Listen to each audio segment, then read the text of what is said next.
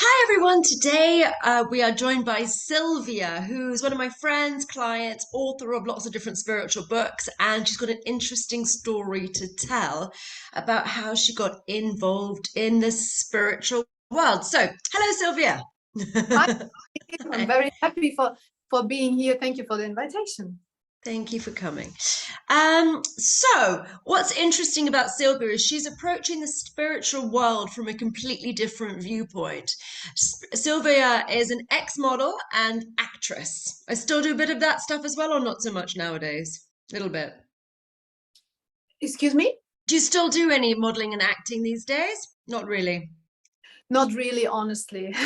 Not really, but what happened was, so what's interesting about Sylvia's journey is she started obviously with her looks and she's come into a very different way of being. So tell us your story, Sylvia.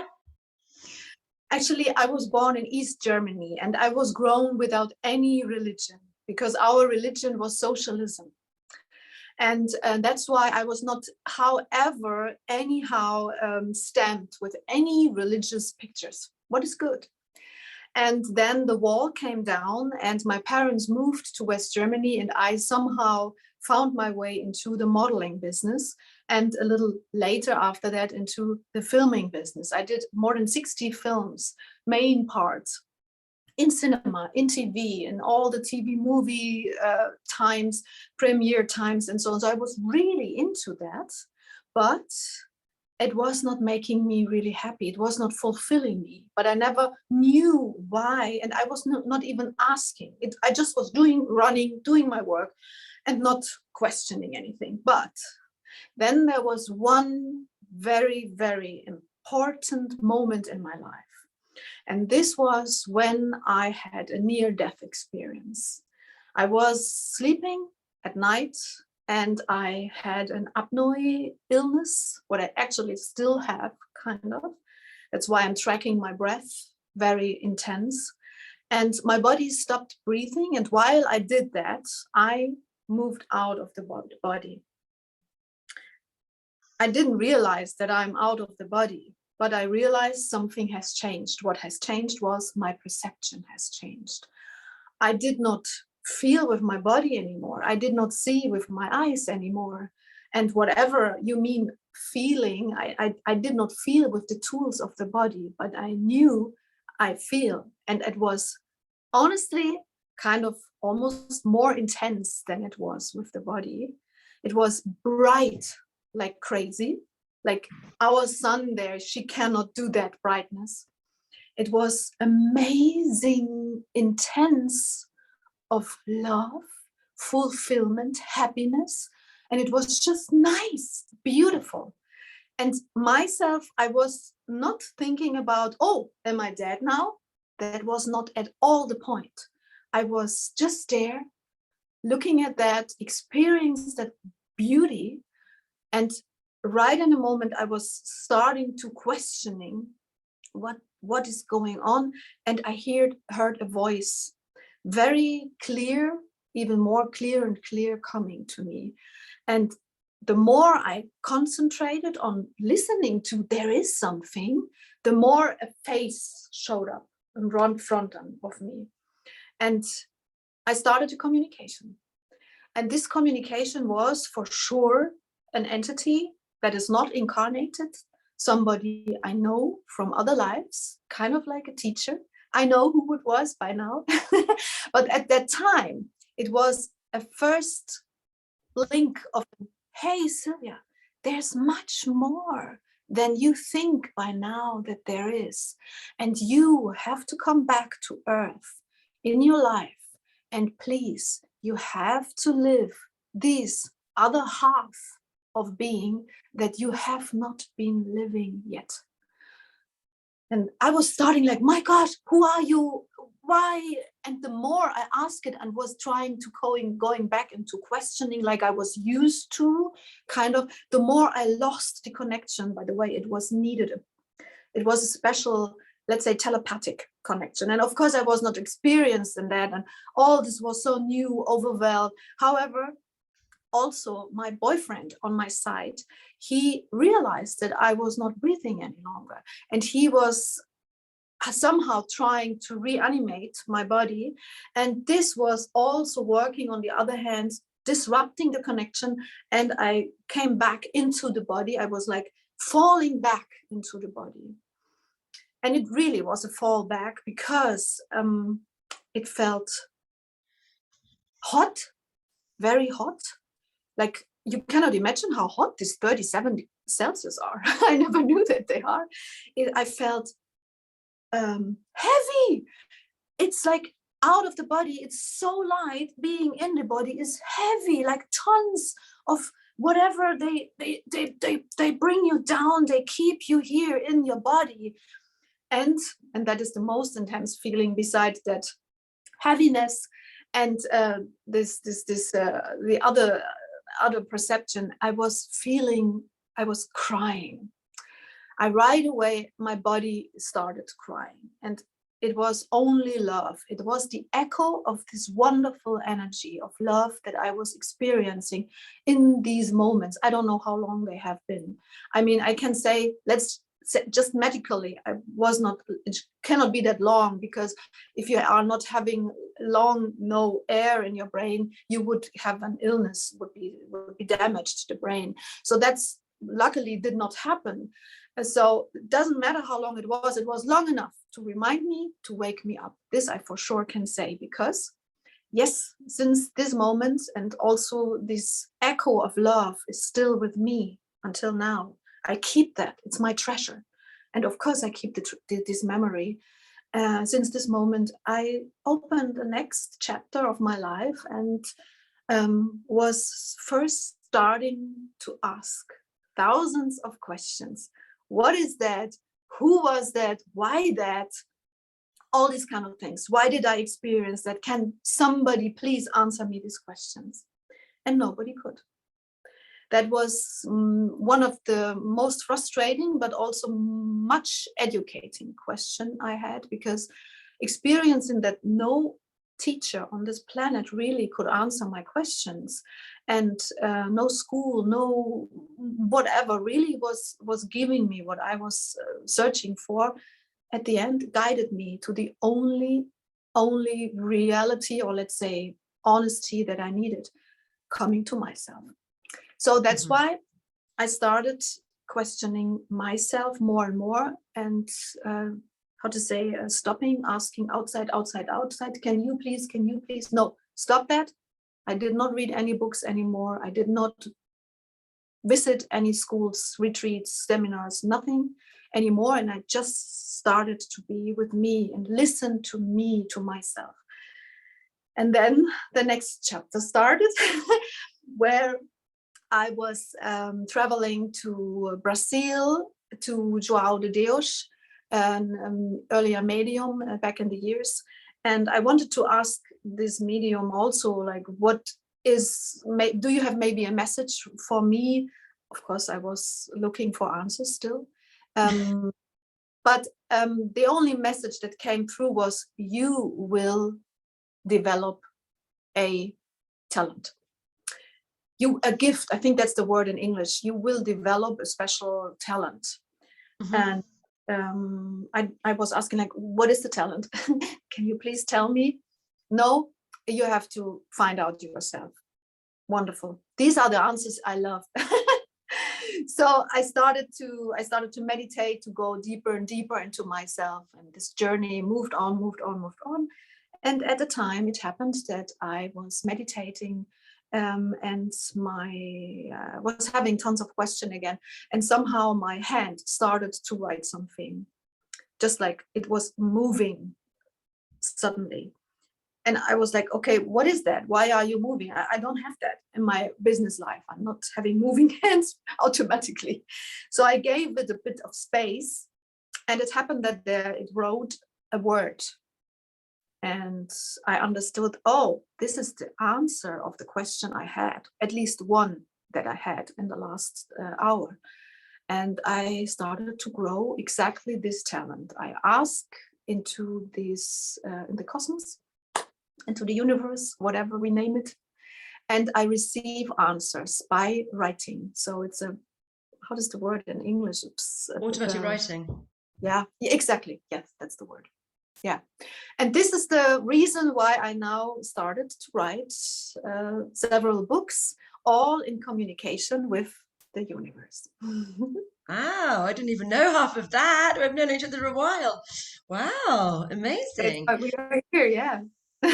Yeah. So how do people get started with automatic writing? They just ask questions. How does it work for you? Actually, I have to go into a special state of meditation, of course. Um, I actually can say it depends on the place where I am. There are places on this planet where it's very easy, and there are others where it's almost impossible. Mainly, it's the big cities where many people, many machines are around. It's really difficult to channel, and that's the word that actually is used for that work.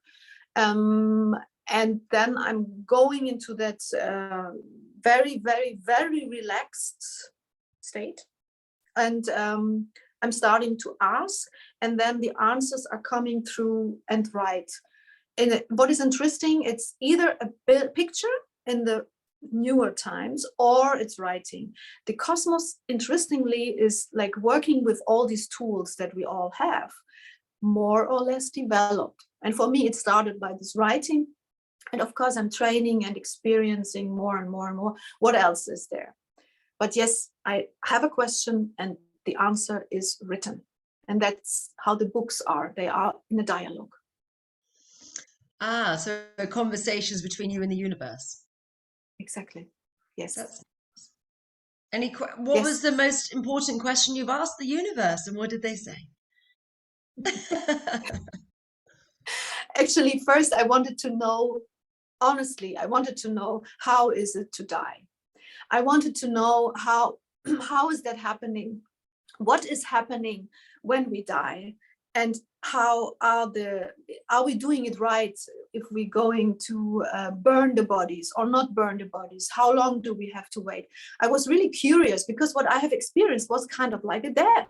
So of course I wanted to know, is it that? I mean, I'm just suddenly in a moment of wow, this is cool. It was not even a channel there. It was just right away a tunnel. Sorry, it wasn't a tunnel. It was right away bright. So I have been told there are tunnels. There was no tunnel. However, I wanted to find out what's it about, and yeah, it was mainly about dying. But then it's also happened that uh, the entities also teach me about birth, what was also very, very, very interesting. And one of my books is about that. It's initiation into birth and death. Yes, that's a whole book about. Are we doing it right? What? Did they say that we were doing it right? Are we doing death right? No. What was their answer?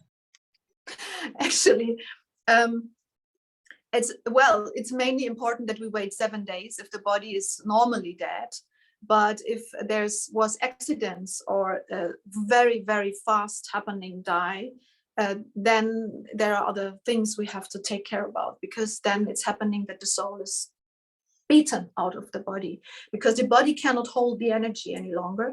So it falls, kind of like jumps out of the body. It has to, because the form is lost. It's not working anymore. And then there are other things that we have to know. We have to take care of, especially if there's, for instance, if an airplane crashes or something. In these places, there are really kind of like not lost, but beaten out of the body, beaten souls, and they need help. And that is a very interesting journey to find out what we can do, and especially what the spiritual worlds are doing in these for these souls. It's a really big, complex thing. And that is what has happened. When you ask me how did I start, that was just the start. And I am now at the state where I can say, okay, the last book was about, it's named like Initiation into the Map of the Spiritual Worlds, because I wanted to find out about the several frequencies, and it's only about that at the end, several frequency levels, and how we can achieve this frequency. What does it need, and what do we perceive? Because it's all about perception at the end. And life is there to train your perception in the best case, and then to perceive more, because it's all there. That was one of the most important messages I had in these first talks, in these first channel sessions. It was like, Sylvia, it's all there. It's you, your perception is changing. So the more you train your perception, you will perceive this all. And that it's what I have addicted myself to. I would love to remind the people what is there, how much is there, and it's just about their own tools, our body, and our soul, of course, as part of it, that we can train. And of course, I want to take the fear out of all that, the fear about that, because it's not good to be in fear. Anyway, there's enough on this planet. So what happens when we die then? Do you know any more? You're funny. Well, it depends on how you have lived. And funny enough that the religions on this planet, that is what I found out. Even I've not studied then when I was a kid, but I see now that there is always an essence of any religion that is coming from the spiritual, from the spiritual worlds, or let's say it is connected to a spiritual truth. When they say in the churches, be careful, life is there to prepare for heaven. Okay, they do it again with fear and all this stuff and kind of like negatively balanced. But in fact, yes, life can be a preparation for this moment after the death. Because when you are imagine you are your whole life, you are fulfilled, happy, and just grateful for that you can be. You of course will perceive different than when you are full of anger. Everything is terrible. People are bad. I hate this life. This energy is what you take with. It's that simple. And the moment you die means the moment you leave the body is taking this stamp of the moment. And this means how you have perceived in this moment, the energy level of this moment is what goes with you. That's why I always say, guys, it's so important that you take care about your life. Don't make any kind of big drama out of small things, because you never know what happens. It can be tomorrow or whatever, today even, that you die. And then you have been in anger because of your neighbor have been screaming to you. I mean, change the perspective and open it to a bigger screen. So to answer your question, yes, it's about we can prepare in our lifetime, all lifetime, with all what we do. But it's all, do you think it's just the moment of death, which is the important part? But what happens if, I mean, like this sudden accidents and things like that, you will be in fear, like a bus comes towards you. That's going to be much more scary than potentially, I don't know, falling asleep and never waking up. How do you, and I mean, you'd assume that if you fall asleep and you die during your sleep, you're going to be a lot more peaceful, even if you're an angry person. An angry person is relaxed when they are sleeping. So do they end up having a better afterlife because they've died in their sleep than they died of a heart attack because they were angry about the neighbor? What happens here? Well, it comes to the point that, of course, if your whole energy is fulfilled with love and thankfulness and all these kind of like positive vibes, positive frequency, of course, you have made a moment of a bit of a shock. But all in all, your whole package of soul energy is bigger than just this fear. It is an impact, yes, for sure, but it does not have such a big impact if it happens. But if you are fulfilled with fear already, of course, it has a bigger impact. Yes, that's why So I it's your say baseline energy. Yes. But is it better to die in your sleep then? Because of the because you'd be more at peace, wouldn't you? You'd be less angry about your neighbor. For sure. Could be better. Yes, for sure. Everybody who's dying in sleep, he only can say thank you, and it's just perfect. But So what about euthanasia? who? Euthanasia, when they put people to sleep to die. Yeah, well, these are interesting questions. Honestly, this is like I'm considering. Honestly, I might have asked the question in this book already, because I also was touching the matter of suicide. Of course, it's Yes, there. assisted suicide. Mm. Because if you give somebody an injection and they go to sleep, does that mean that they ascend more than they would if they, I don't know, had a heart attack? Well, you can bring it always the same essence. First, who are you? What have you been growing in your life? Was it love or was it not? Was it love or was it fear? Let's assume it to that essence. And the second is like, have you been doing it by free will, or was it happening by accident? It's a very complex theme. That's why there's books out and I'm working on that. And what I wanted to say, I don't know all the questions in my mind. When this is happening, that's why I'm also recording the answers. I don't really remember what it's saying. That's why I have the books. So don't get me wrong, I don't have all answers now. I try my best. But it's like because you're channeling them, it's like you're an open channel for the divine. So I think one of the major important things that people may or may not know with channeling is that you have to get out of your own way. That's the thing. If you bring, this is the same with remote viewing, with automatic channeling and writing. If you decide the answer to something, then you are going to, it's going to be your ego and your thoughts, and you're going to be bringing your own perception into it. Whereas to be able to get real true answers from upstairs, from source, you just type it, you just write it, and you just say it as it comes through without it filtering through your personality. As soon as you put a personality filter in, then it becomes distorted from what it truly is often.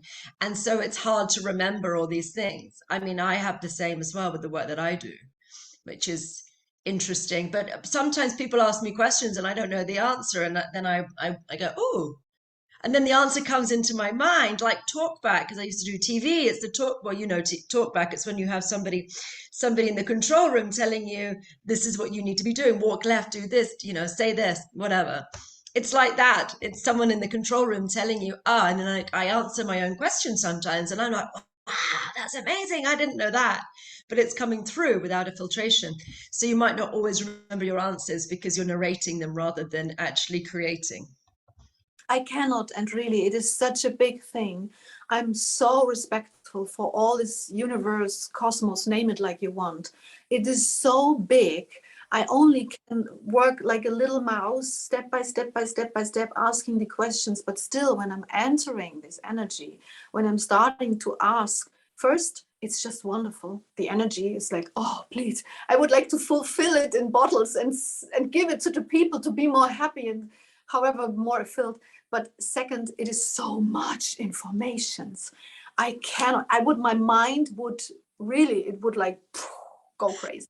That's why I even see in the not really memorying what is sent through, I even see a sense of it, because that's why we are here. We have the possibilities to write it down, record it, and so on. So it's there.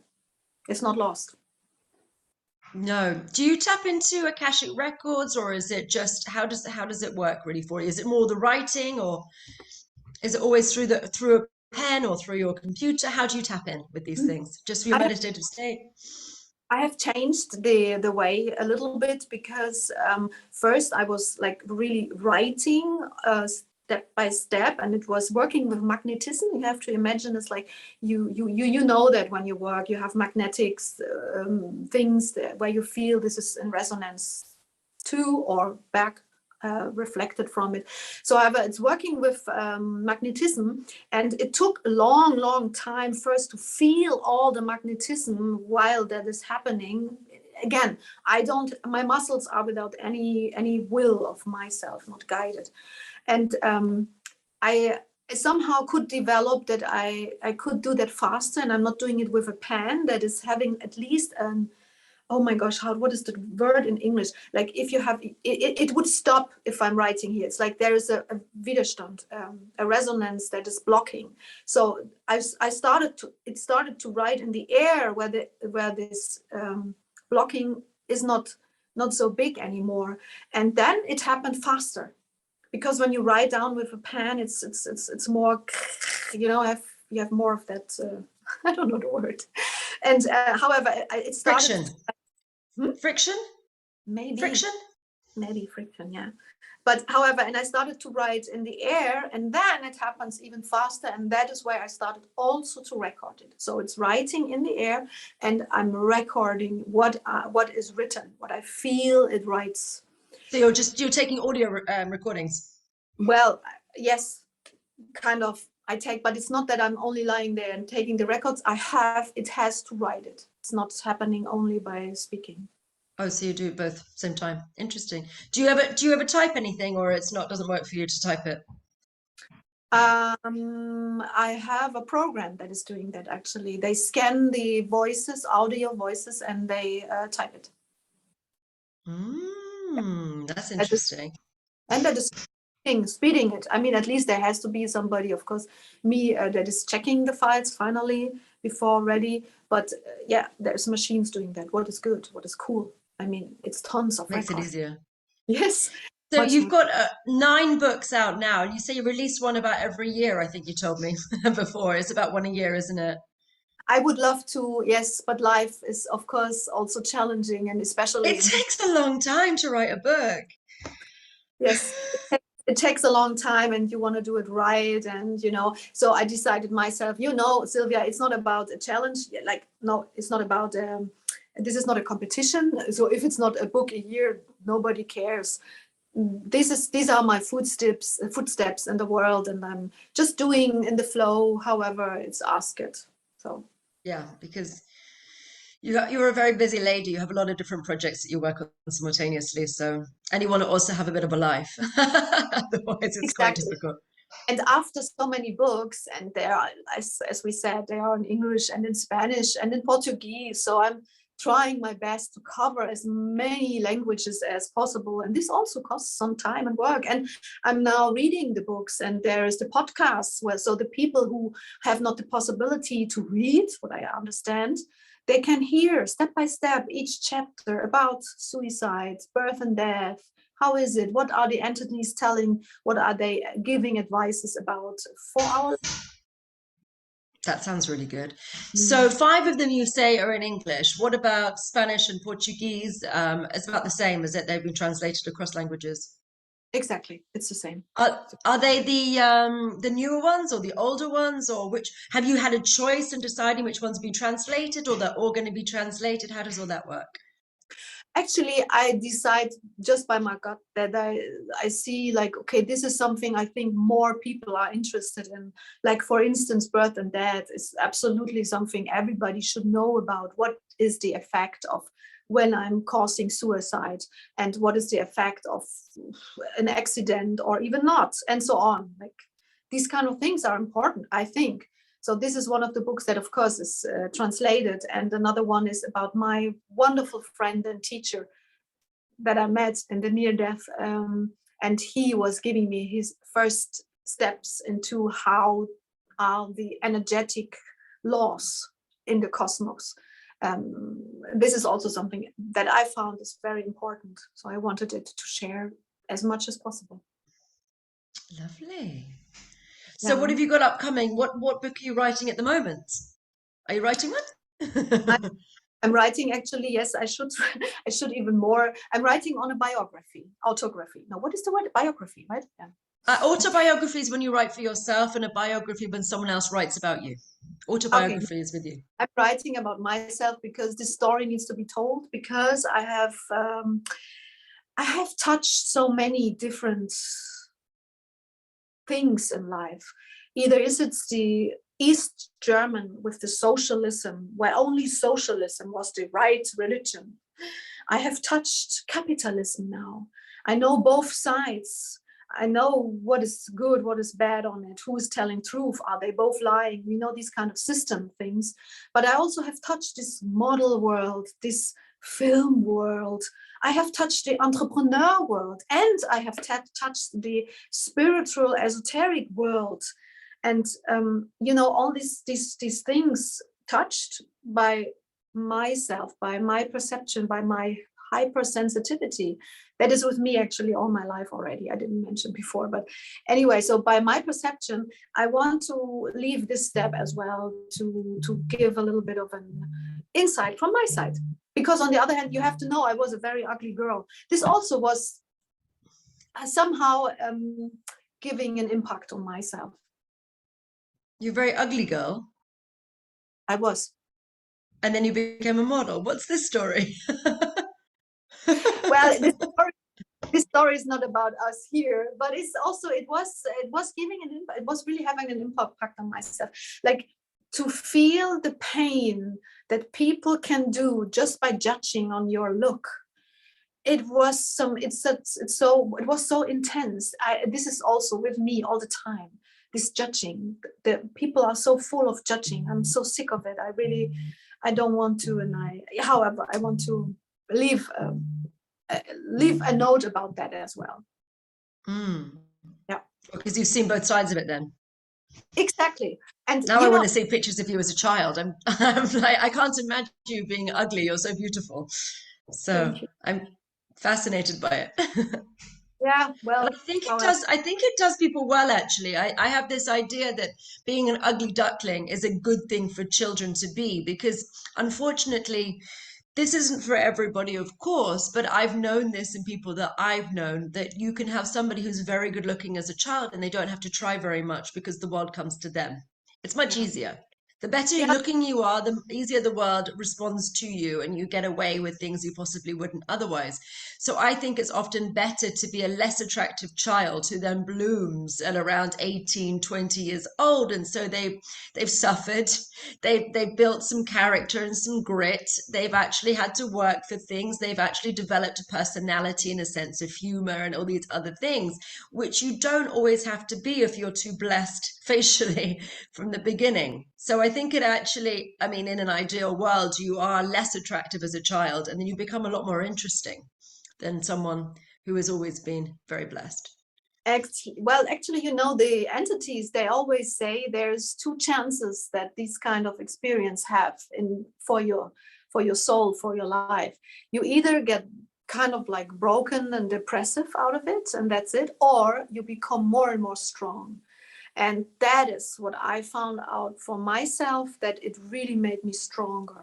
Like it's as you said, it's a gift that that you never should judge somebody just by his look, and just look into his soul. And to learn that how you look into the soul of a person, this is something very, very interesting. And I love this journey. And I would not have done it if I would just be in this visual surface, But everyone's searching for it, even in, I mean, I'm an ex-model as well. So I just think that, a lot of models and a lot of people who are in this industry before are because they realize how boring it is. It's boring and it's superficial and it's soulless. And then you just feel like a piece of meat. And people aren't really interested. And they have a whole thing about, if you're good looking, you can't be intelligent. I experienced that they won't take you seriously. I mean, I was told before I was too good looking to be clever. I mean, I've heard people, and you're like, I don't understand what that means. That's ridiculous. And then it becomes like you can only be this or be this. Why cannot you cannot be beautiful and be intelligent at the same time? And I think it's time to bring beauty back in spiritualism, because I do think it's been taken by the dark side, beauty. And it's been made to think that you must be shallow if you're rich or you're good looking, that you must be shallow and you must be a bad person and you must be doing something which isn't spiritual in some way. And I do think it's time to take our power back with that. And you're a prime example. I'm absolutely with you, and you are. And you are. We bring the beauty back, and we bring the a little bit of a more flexible mind also into that, I think. But it's also accessibility as well, like you don't necessarily, anyone can wear what they want. And there is a lot of people wearing cheesecloth and tie-dye, and that's beautiful. You do you, boo. But there shouldn't also be that we're not allowed to wear. You're wearing a very glamorous dress. I saw you standing up a minute ago. And it should be okay to be able to be elegant and glamorous and still be spiritual, which I don't think there is much of it. I think there's a few souls coming forward with it, but I know that from my own experience, not everybody likes it when I'm dressing in a beautiful dress. They're sometimes repelled by it, which I found really interesting. Yeah, I do absolutely agree. It's still difficult. I also have, have this always, it's sad, but it is like it is, that being an entrepreneur and being spiritual, they just don't get it. But it's not about what they think, it's just about unfolding our soul, what we are, what we do. So what can I say? I think it's beautiful, but I'm glad that, you know, that it is starting to be acknowledged and it is possible. And we don't have to let go of one side of our beingness and our personality and our greatness for anyone, for anything. I think we can be shining on many different, from many different planes and many different places, and be using all of our gifts. Because it's so easy. And everything is, when we think about society, it's very compartmentalized. Everything is compartmentalized. Look at medicine. You've got a doctor for your heart, your liver, your lungs. Or with it's changed a bit now, but in the entertainment industry, you are either a singer or you're an actor or you're a TV presenter. You were never all of them. But normally people go to stage school and they learn how to do multiple things. They become a dancer too. They have multiple talents. But you are pigeonholed. You are not allowed to be talented in multiple different directions. You are this and you are stuck in this. And I'm really glad that the world is now accepting people for having multiple talents, because most people do. Yes, let's say it this way, the ones that have should be more supported.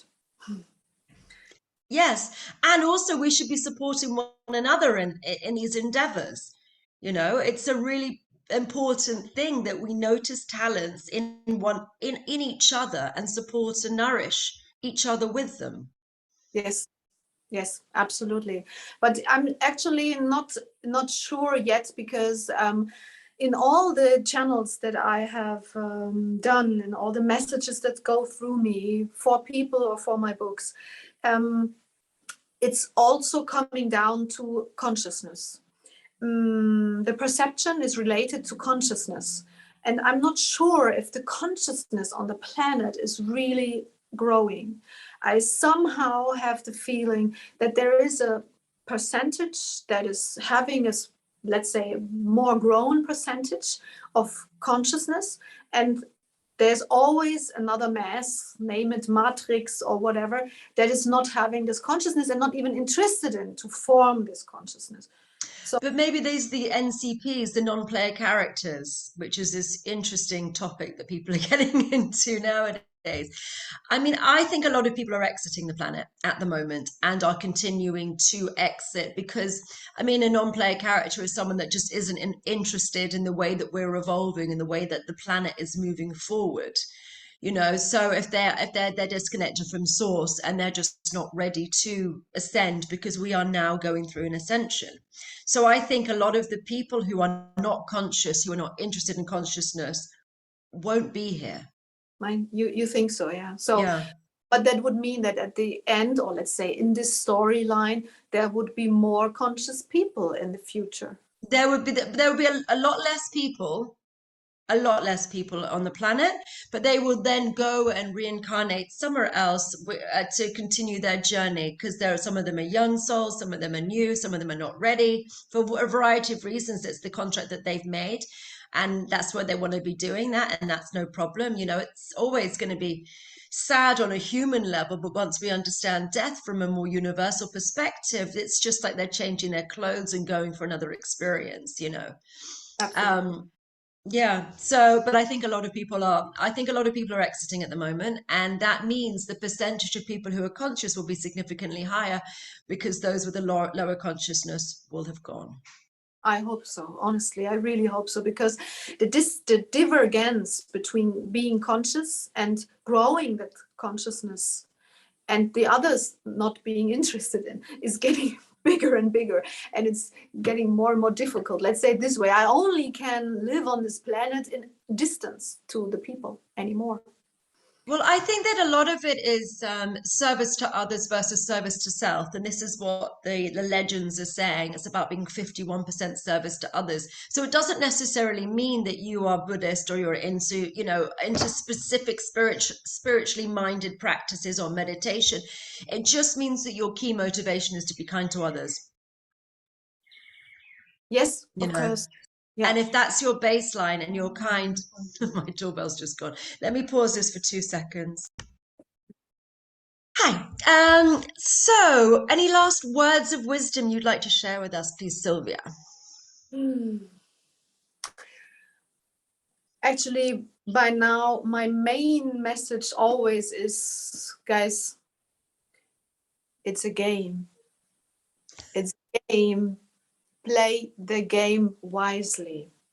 Enjoy this beauty of the planet, the beauty that is around you. Go in distance to the people that hurt you, to the moments or to the locations, to whatever situation that is hurting you, and just enjoy, because this is what it's about. Gorgeous. That's lovely. Thank you. Okay, so you have a podcast. Tell us all about your podcast, please, Sylvia.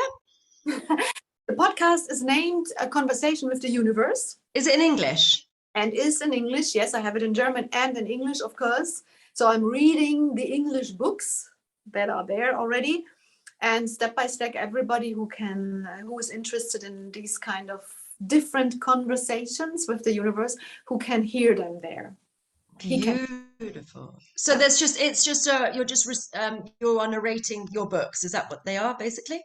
Yeah. It kind of like you say, like with Audible, you have your books that you read, and you just listen to what is written, actually.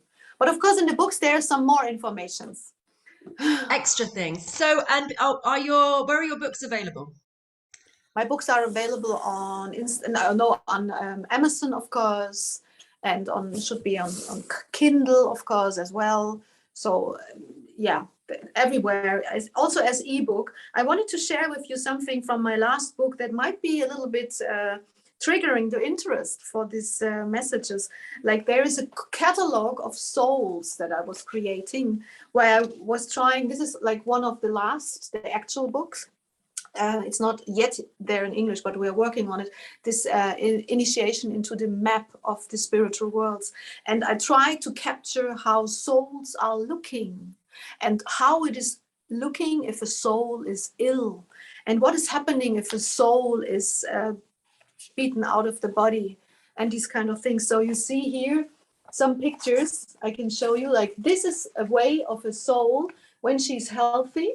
She's incarnating, and then there's some things happening to her. The people get grief, fear, frustration, pain, and so on, and then somehow find the way back to become a bit of more like towards this. But at the very end, the color of this has changed, because this is like, I see it like a bit like a cocktail. The souls are a bit of like a cocktail of everything that we are, that we think, that we are doing. And I have then captured several things, and so that is another part. But I really enjoyed that. I just want to say, these things, of course, I cannot read. Therefore, you need the books.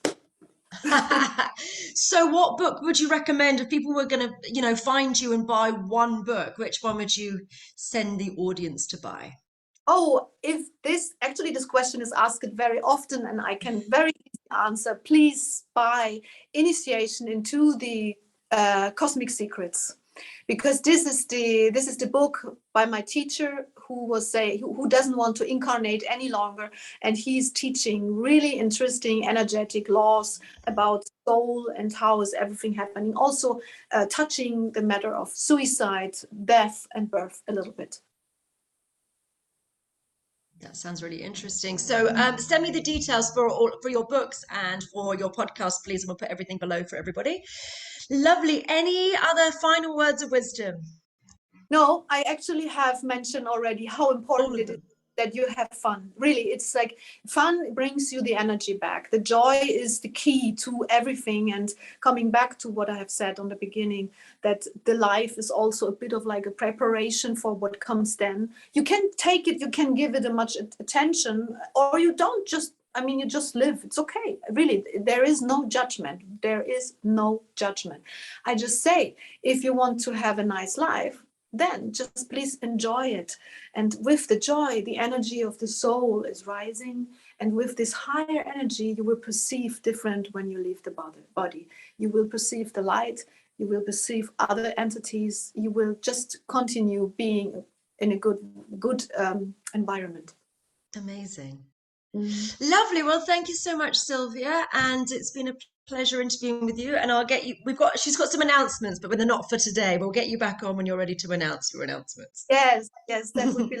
Thank you so much. Thank you. Thank you for coming, my darling. Thank you. Bye-bye.